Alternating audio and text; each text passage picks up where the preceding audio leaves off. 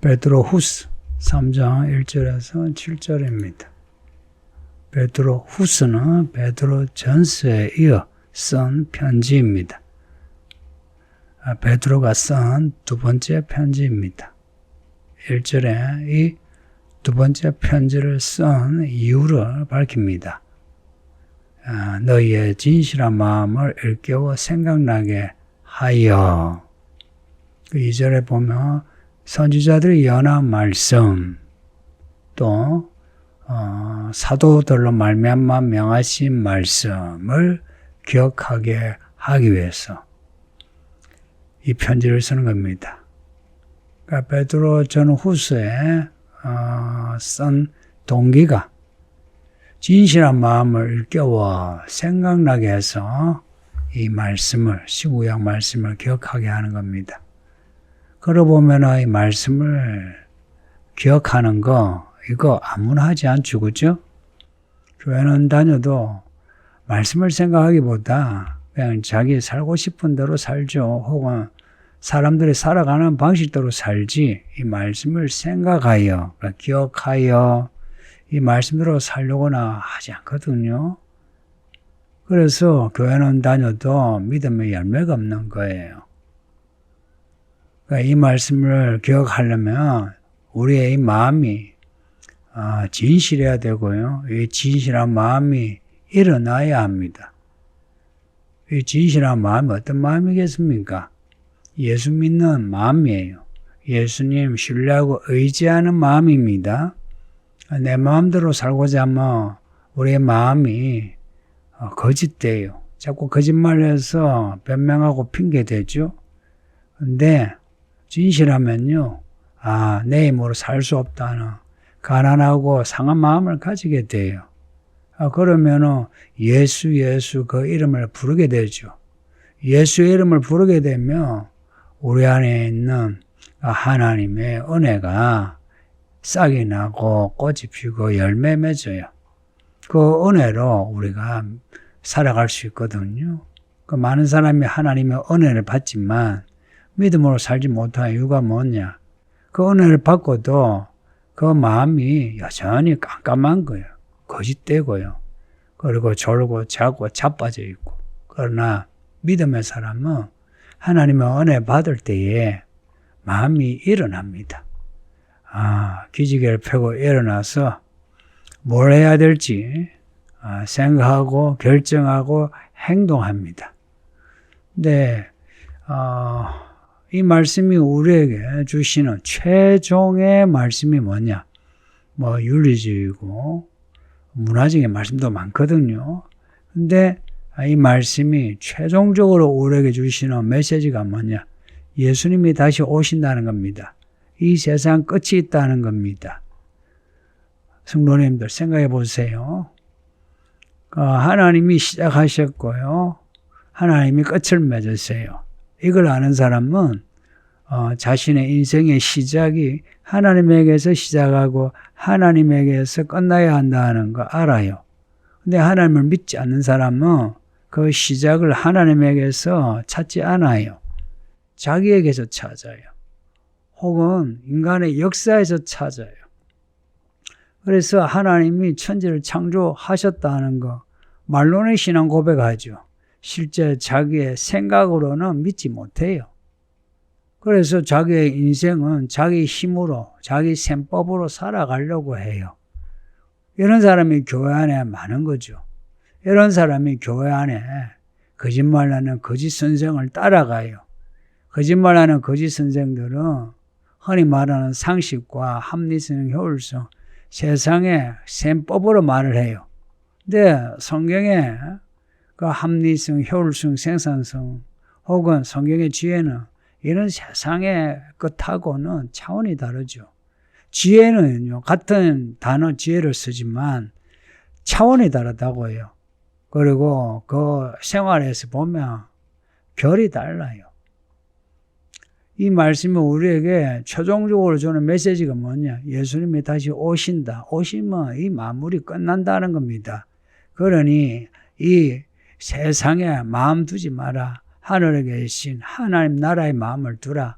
사람의 말 듣지 마라.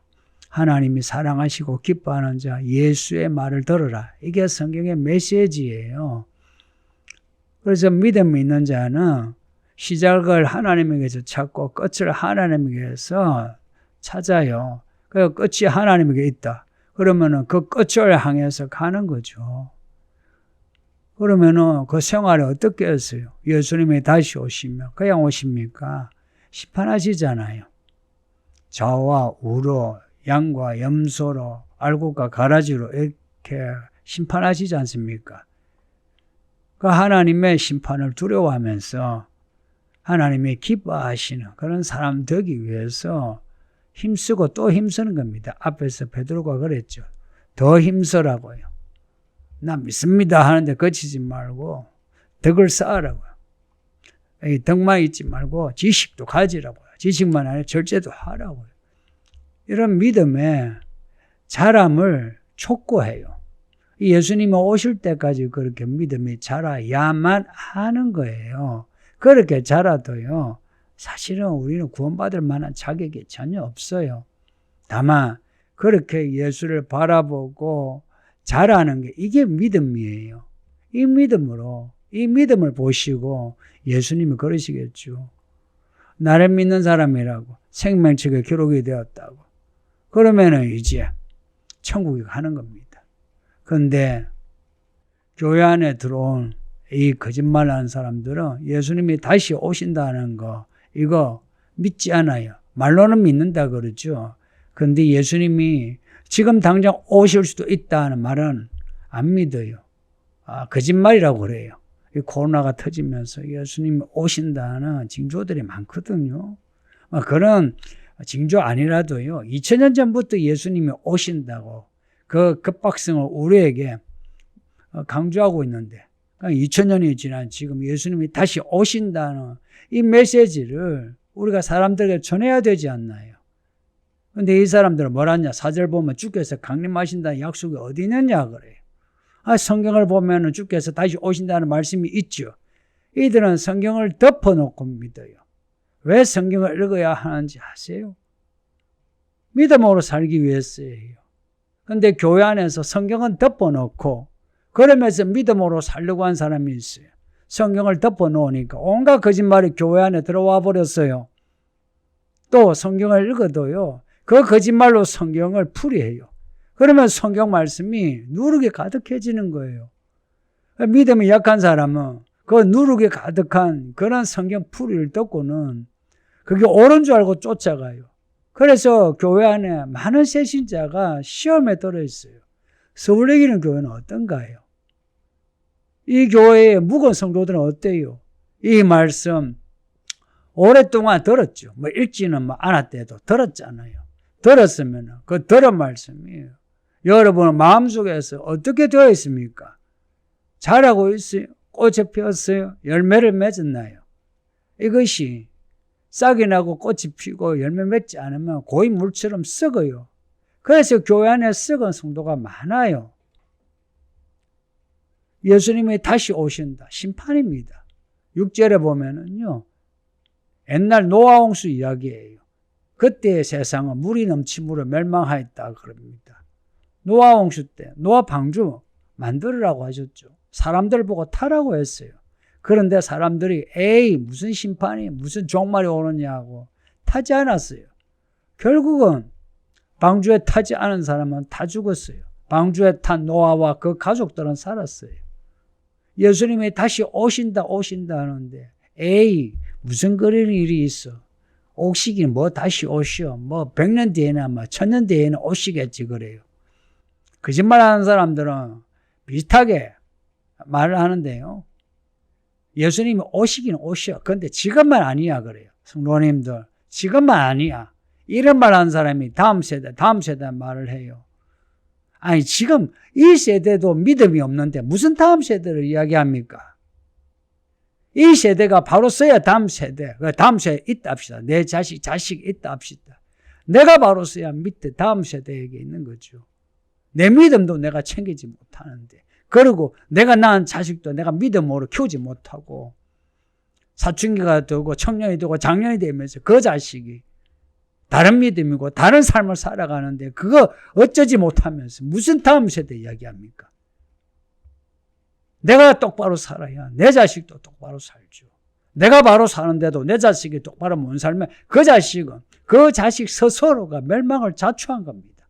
그거 어쩔 수 없어요.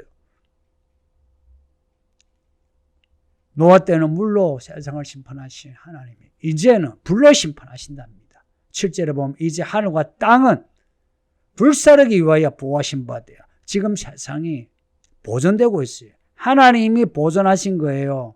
하나님이 보호하사 한라산과 백두산에 그대로 있는 겁니다. 북한도 남한도 일본도 중국도 러시아도 미국도 있고요.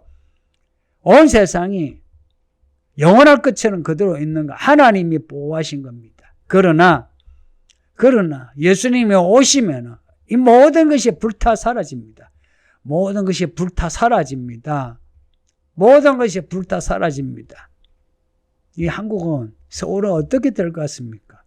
심판과 멸망의 날까지 보존하여 두시지만 어느 날인가 불에 타 없어질 겁니다.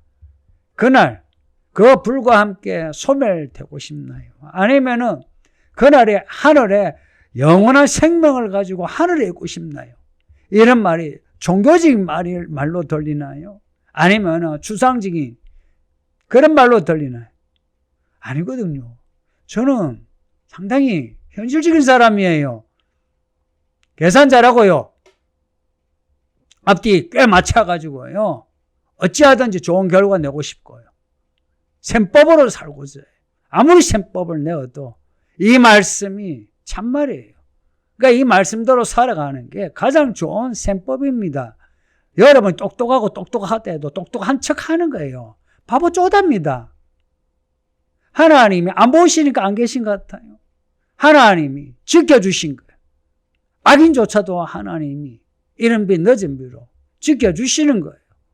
살아가게 하시는 거라. 그러나 그날이 되면 예수님이 오시면 모든 게 끝이에요. 지금 우리에게 주시는 이 구원의 기회를 놓치지 맙시다. 기도합니다. 아버지 하나님, 이 말씀을 읽으면서 우리의 마음이 깨어나 말씀을 생각하게 하사 예수님이 다시 오시는 거 믿고 준비 잘하게 하소서. 감사하고 예수님 이름으로 기도합니다. 아멘.